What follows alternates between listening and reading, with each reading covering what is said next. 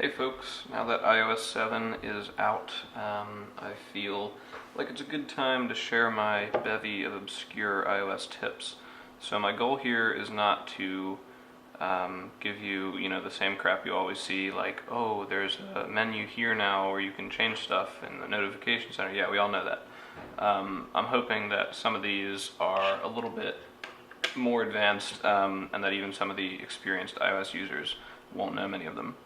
So let's start off with number one, which is actually iOS specific. Not all these tips will be. They all exist in iOS 7, but some of them also exist in previous versions. So Parallax is this new effect of when you move the screen, the icons in the background move around. I think it's kind of annoying because it's almost too subtle. And for anyone who doesn't like it or is concerned that it might drain their battery life, there's a way to disable it. So let's go into settings, and we're going to go into general accessibility and scroll down a bit, and you'll see this option called reduce motion. And the explanation text says reduce the motion of the user interface, including the parallax effect of the icons and alerts. Let's turn that on. And when we go back to the home screen, there's no longer any background movement or any movement of the icons. The explanation makes it sound like it affects other parts of the operating system, but as far as I've seen, folders work exactly the same, and all the menus do as well. Maybe there's some other obscure motion thing that it reduces, but that works fine. So let's see, number two, open in background in Safari. I can't believe this isn't on by default. So normally in Safari, you go to a website and you might say do a Google search, and then you want to open a couple links off of that page before going and exploring them. So in this case, I want to learn more about the iPhone 5C, so I'm going to hold down on that link there, and I get this option, and then open a new page, and it pulls up to a new page. Now I want to go back. Oops. Now I want to go back to that page and continue, opening a couple more pages. That's annoying having to jump back and forth if you're going to open 5 or so pages. So to make it so you can actually open pages in the background, go into settings,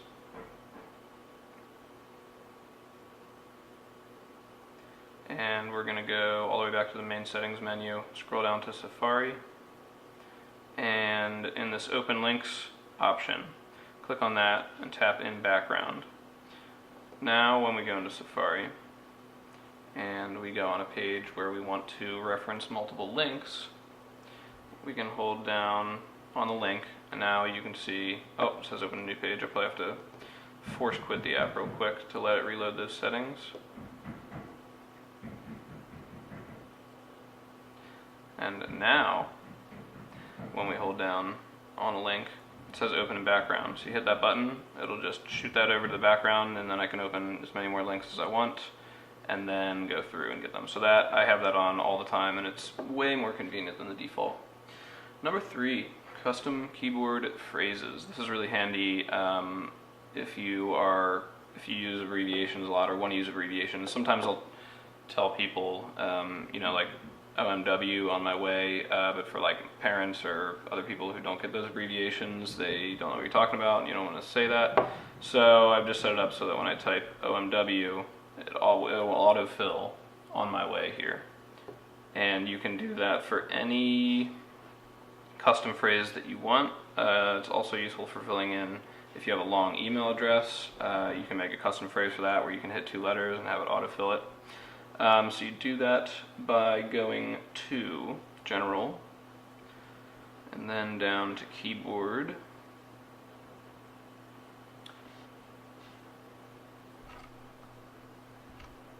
and then we're going to go to Shortcuts. So as you can see here, I have the On My Way shortcut, and all you have to do to add a new one is hit the add new shortcut under here. So you can configure your phrase. It could be any random letters, and then the shortcut is what it'll autofill. So you just type that in there, hit save at the top, and you're good to go. Custom vibrations is number 4, And this is one that I also love. It used to be hidden in accessibility, and then they expanded it a bit. Now it's in Notification Center. So we're in Settings, Notification Center, and basically what you want to do is, for many of the apps here in this include list, for stuff that can pop up and give you a notification, you can set a custom vibration, which is great if you're someone like me who has their phone on vibrate all the time, and you want to be able to tell the difference between a phone call, a text message, an email, Facebook, blah blah. So you go into under Notification Center in the include list, you go into whatever you want to configure the vibration for. So let's say messages, and you want to go to alert sound. And then actually if you scroll up, it's kind of hidden. Alert tones is default, but if you scroll up, you see the word vibration. So what you can do now is pick any one of the existing different vibrations here. You can probably hear those. Or you can go down here to custom, create new vibration, and then what you do here is you actually tap to make your own sequence of vibrations. So every time I tap, that's when it's vibrating. So you can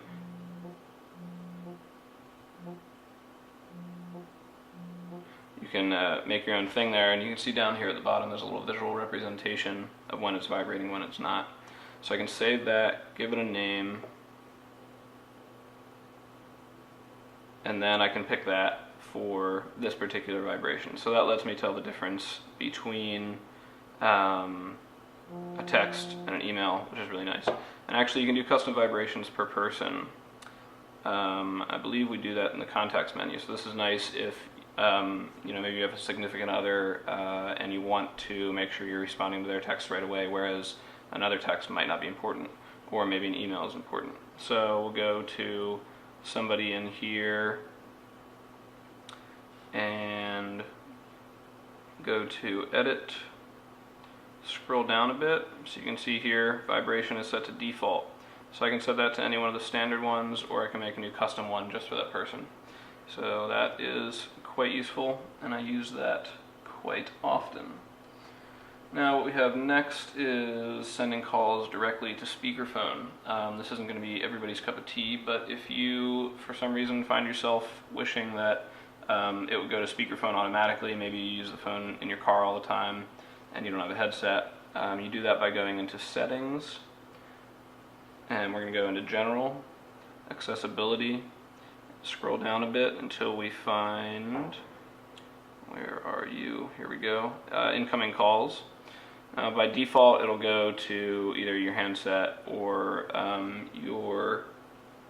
it could go to speaker, I believe, if you're hooked up on Bluetooth, but if you just want to go to the speakerphone all the time, right on your phone, you just tap this speaker button here, and any call that comes in will go straight to speaker. So that's handy if you need it. Number 6, so for iOS 7, Siri now does some settings. So I can do something like, Siri, turn off Wi-Fi. Okay, I turned off Wi-Fi. So there she went and turned off Wi-Fi for me. You can do brightness, there's a couple other ones in here, let's have a look.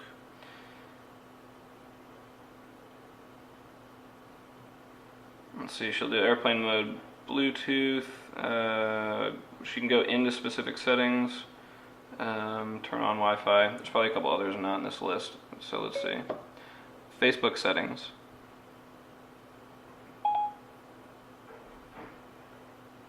So that's handy instead of digging through all these settings in here. Number 7, privacy button in Safari. This has finally been moved. Before, to activate privacy mode, which most people I don't think even know existed in Safari, you would have to go into the settings app, into the Safari settings, and then turn it on, then go back to Safari, use Safari, and then go back and turn it off. So that was a pain in the ass. So if you want to enter privacy mode, which doesn't save any of your history or URLs or anything like that, hit the multi-page button here, which would normally show you the different web pages you have open. And now down here at the bottom left there's a private button. Just turn that on and hit done, and now you can see by the gray border here that you're in privacy mode. And then of course to turn it off, just do the same. So that's really nice, way more easy to use now. Number 8, the album wall.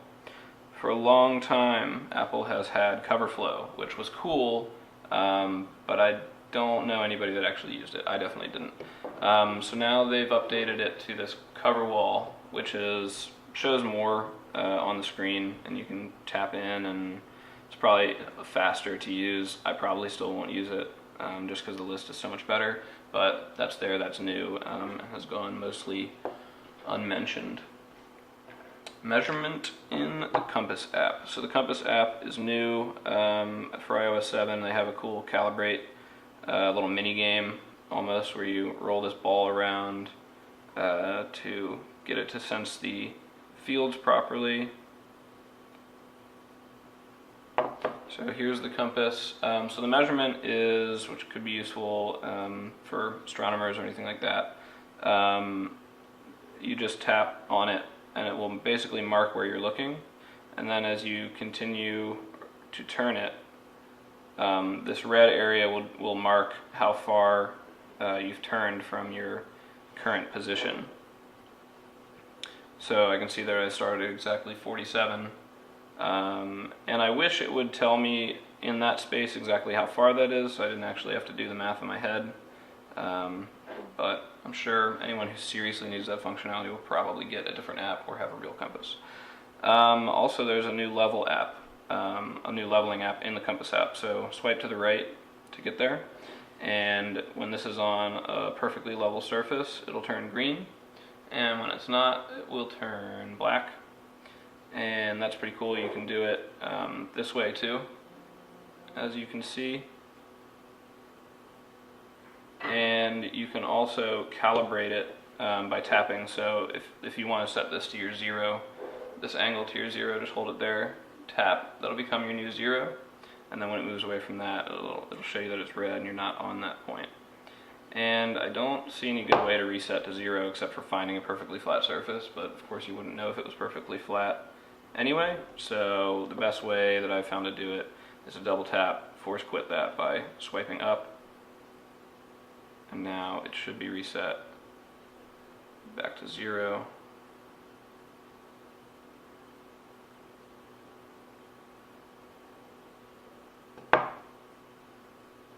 I believe it is. So what do we have next? Well, actually, you did 9 and 10 right there, so 11 is the built-in dictionary, which anybody who uses iBooks probably knows, but most people don't know that the dictionary is available in any application that you can highlight words in, so, or just anywhere in the OS. So here in the Spotlight search, if I can highlight this word, I can go to the dictionary and define it. Oh, maybe not here actually. Let me go Safari, my mistake.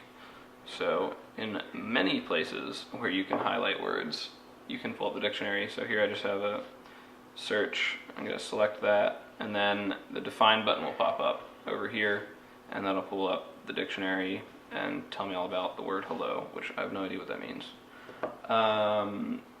Number 12, enable battery percentage. You can see up here I have 61% left. So many people I know don't have that turned on, and I don't really blame them because it's in a really obscure place, but it's really useful because by default it's really hard to see if you have like 50 or 60%, which is, you know, a pretty big difference. So you're going to go into settings, general, usage, and then just flip on this battery percentage slider, and then you have a battery percentage, which is really useful and should be on by default. Number 13, free emoji icons.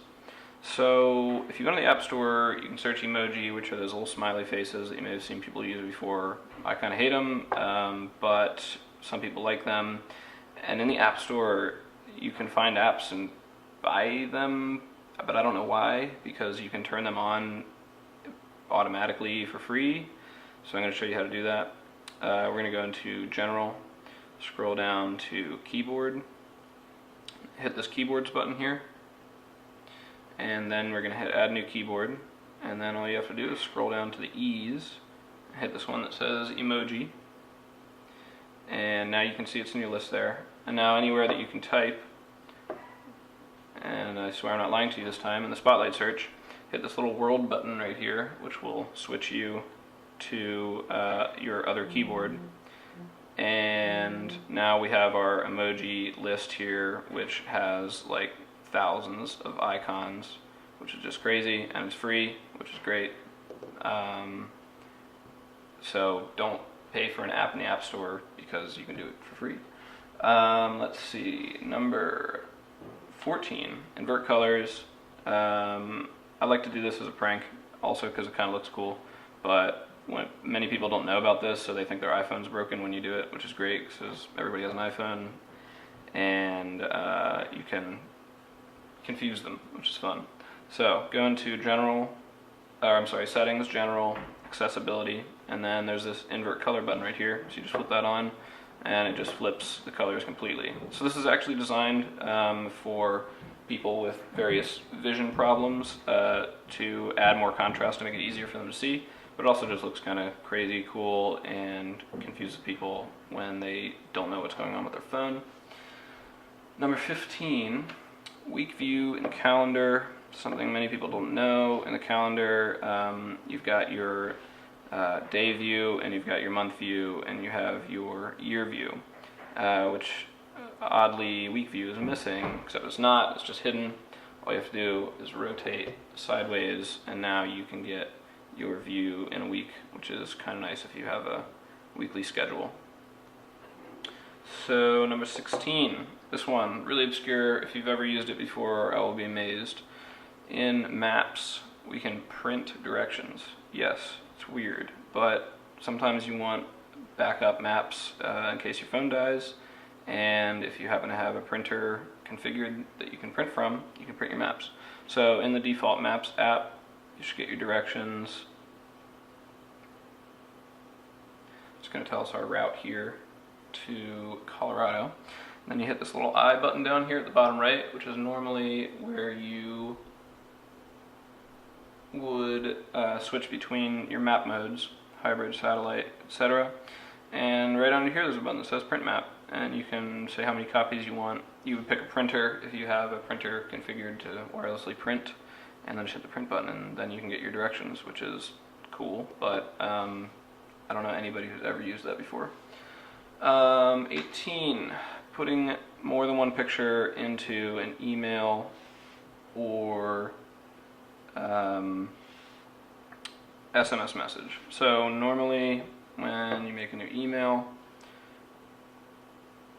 if you want to insert a photo, you can go here, hold to click and let go, insert photo or video, and now I can put in one photo at a time, which is annoying if I want to attach 5 photos.